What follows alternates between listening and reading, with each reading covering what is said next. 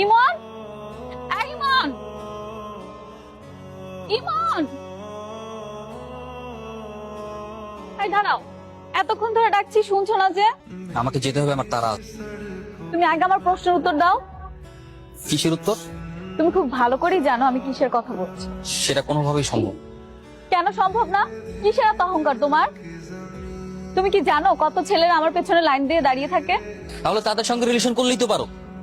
আমার মতো গরিব অহংকারী ছেলের সাথে কথা বলতে আসছো কেন? কারণ আমি তোমাকে ভালোবাসি, আর আমার ভালোবাসাটা এত সস্তা না যে তোমাকে ছেড়ে আরেকজনকে ভালোবাসবো। আর আমি আমার সিদ্ধান্ত অনেক আগেই জানিয়ে দিয়েছি। আমার ভালোবাসা যদি সত্যি হয় আমি তোমাকে ঠিকই পাবো।